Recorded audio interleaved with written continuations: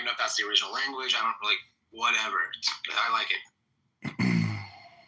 I mean, I think it's just poetry and it's positive neurolinguistic programming. So people who don't enjoy poetry, I think they're generally unhappy people. I mean, I've met unhappy people that know Rumi, but yet they're still happy because they know Rumi.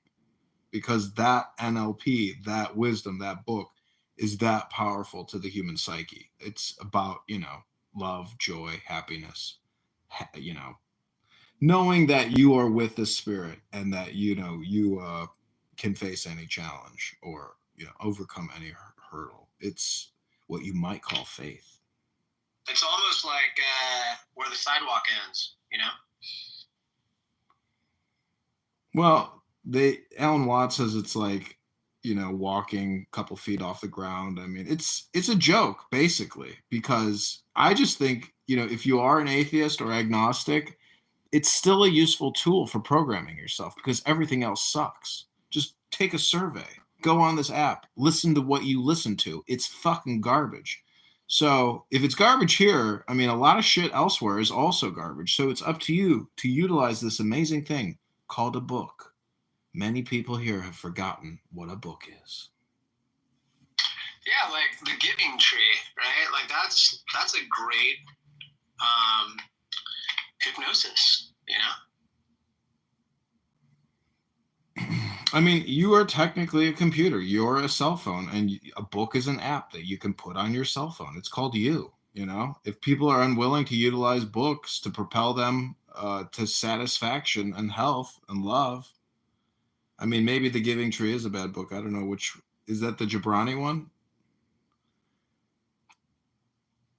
No, it's just Shel Silverstein. That's what I was saying. Like, Where the Sidewalk Ends has a lot of it's poetry, dude. The Prophet is poetry. Be Here Now is poetry.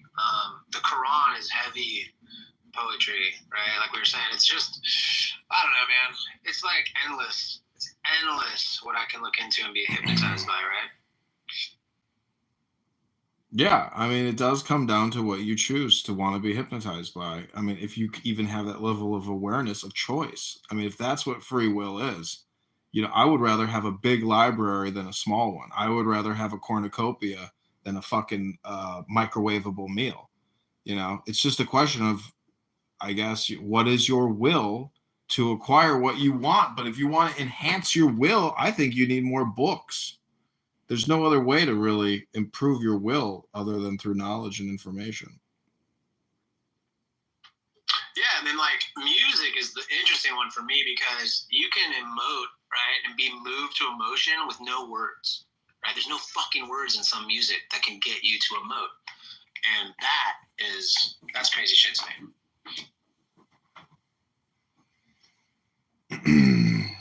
Well, I think it's crazy that people just come to a social audio chat app and make excuses or say that it's not fully enveloping. I mean, it totally takes your attention. And many people will say, I am doing things while I'm listening. I am being productive. No, most people here are not being productive because they're engaged and focused listening to what they're fucking listening to.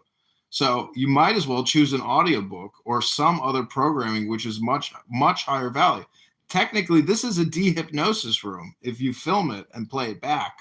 It's like reverse engineering Dinner for Schmucks. I mean, you are filming Dinner for Schmucks. So I think it's useful if you create a library or content to create contentment for people that suffer from, abusing themselves. Because in many ways, what a lot of theists and atheists are doing to themselves is sadomasochistic. They're wasting their fucking lives on stupid bullshit communication.